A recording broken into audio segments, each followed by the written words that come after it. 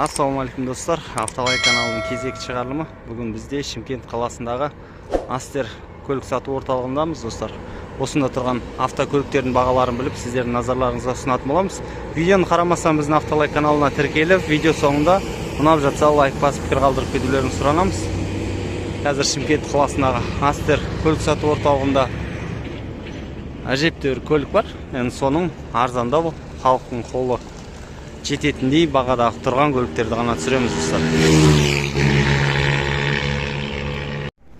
Ассалаумалейкум баршаңызға достар. Шымкент қаласынан автокөлікке осындай Ева поликтер жасайтын өндіріс орталығын ашып жатырмыз. Егер сіздердің автокөліктеріңізге Ева поликтер керек болса, осы арада көрсетілген телефон нөмірге хабарлассаңыздар болады, немесе Instagram каналға өтіп, өз автокөліктеріңізге заказ беріп, небәрі 1 сағаттың ішінде полик тіктіртіп аласыздар достар. Кез келген түсінен кез келген автокөлікке жасап беретін боламыз. Мүмкіндігінше біздің WhatsApp нөмірге жазыңыздар, сол жақтан заказ қабылдап сіздерге дайындап беретін боламыз.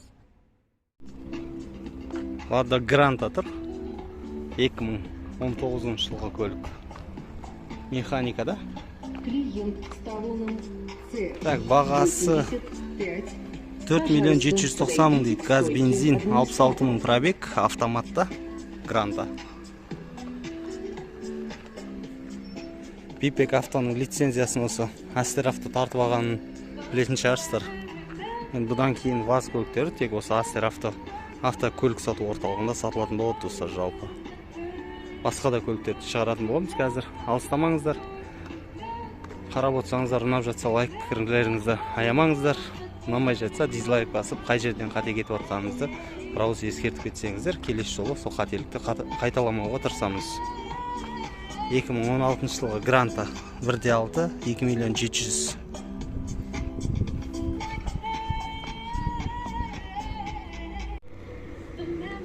Space Runner деген тұр.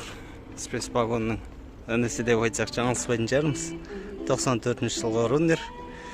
Так, 1.8 объем, 1.90 мың механикада машина. Есігі ашылған видео қақып кетіпті.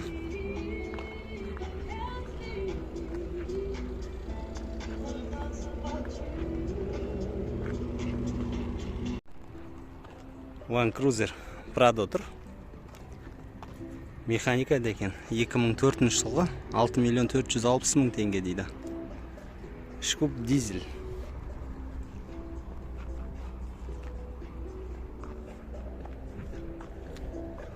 Шкуп дизель.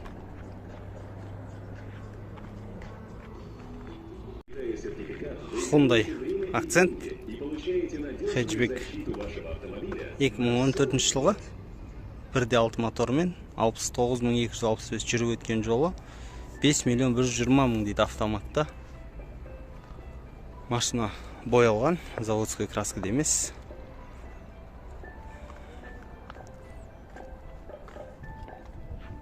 Қара түсті Accent хэтчбек.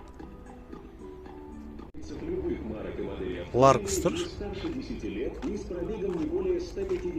Так, 2015 жылғы Ларгус, механика 4 миллион 230 мың дейді. 1.6 объем, 199 мың жүріп өткен жолы бұл көліктің.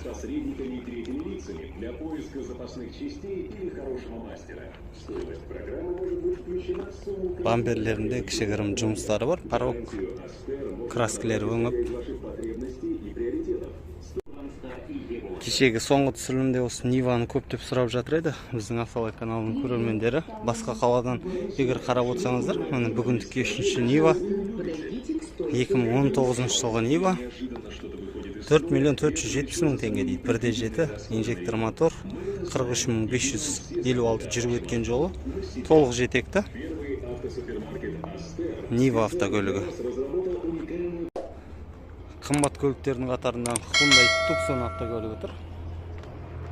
Кроссовер 2020 жылғы машина. 12 миллион 490 мың теңге дейді. Сатылымдағы бағасы, автомат коробка, жаздық баллондарда автокөлік. Бір қатар осындай қымбат көліктер түсіріп шығаратын боламыз қазір. Сіздер біздің Автолайк каналын қолдау мақсатында біздің каналға тіркеліп кетіңіздер. Бұйыртса әлі көптеген видеолар түсіріп отыратын боламыз.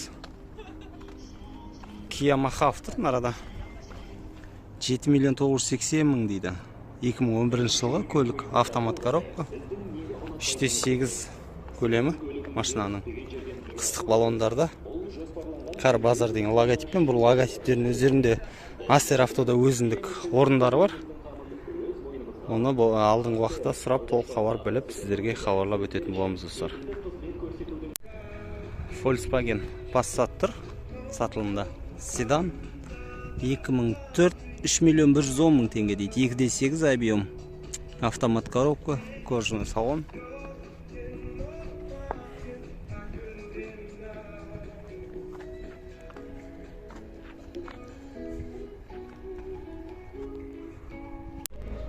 Сатылымда ВАЗ 21 Нива автокөлігі тұр. 2007 жылғы машина.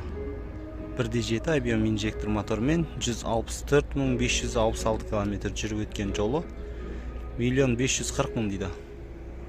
Осы жердегі менеджерлердің нөмірі. Егер қандай да бір ақпарат білгілеріңіз келсе, қарап көрсеңіздер болады.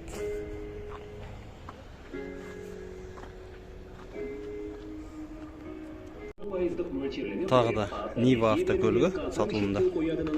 Бұның жылы 2012 жылғы 1/7 объем 147 мың пробег жүріп өткен жолы 1.590 мың теңге дейді. Жаңағы 2007 жылғы бағасы 1,5, мұнаның да бағасы 1,5.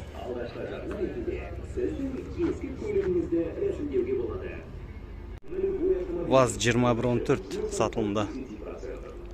14 зазорлар айнаған автокөліктің 2012 жылғы 1.420 мың дейді. 151 мың пробег жүріп өткен жолы. Капот ашылған болу керек, наралары шпаклевка.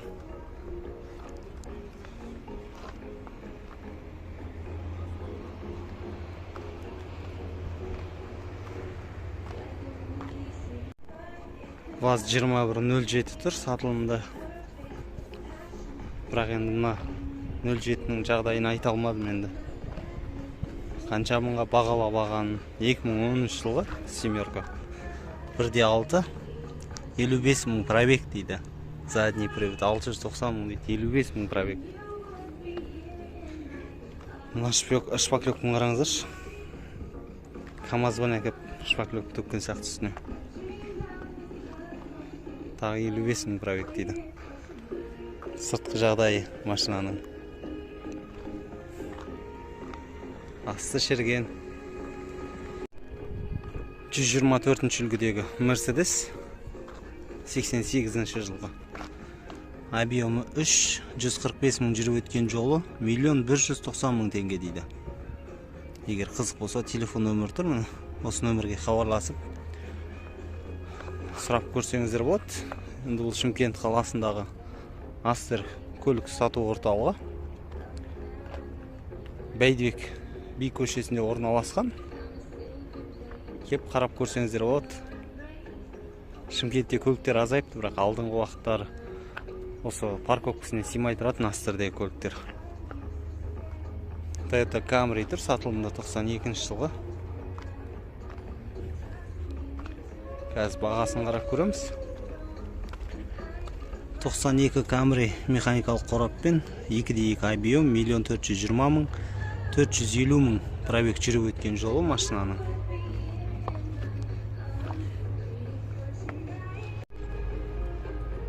Toyota Corolla тұр сатылымда.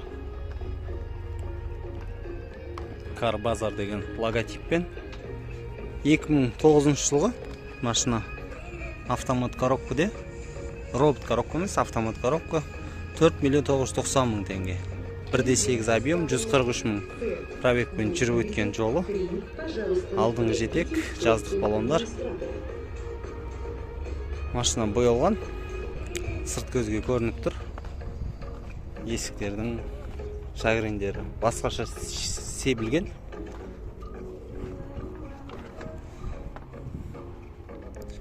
Енді бұл шагрен деп красканың қону жолақтарын айтып жатады. Мына бамперде кішігірім повреждение бар. Қарап көріңіздер, іздеп жүрген кісілер болса. Бұл Corolla, именно осы Corollаларда көбісі робот қой. содан қашып жатады. Автомат іздесеңіздер, қарап көрсеңіздер болады. Кеше ғана Nissan Qashqai сұрап жатқан кісілер бар еді. Бағасы 2017 жылғы, бағасы 8 миллион 290 мың. Екі объеммен автомат коробкаде 62 мың пробег жүріп өткен жолы. Кешегі базардағы екі қызыл Qashqai'ды көрген боларсыздар. Соның егізі ғой енді, былай айтқанда. ВАЗ-21 Нива тұр. Бүгіндікке осы Астердегі барлық Ниваны сүрген шығармыз жағылмасақ. 2014 жылға 2 миллион 290 мың дейді. 1.7 221 мың жүріп өткен жолы бұл автокөліктің. Сатылымда Pajero тұр. 2007 жылғы автомат коробкаде бұл көлік. 3 литрлі мотормен 228 мың жүріп өткен жолы. 7 миллион 490 мың дейді автоматта. Бағасын біле отырыңыздар, құрметті Автолайк каналының оқырмандары.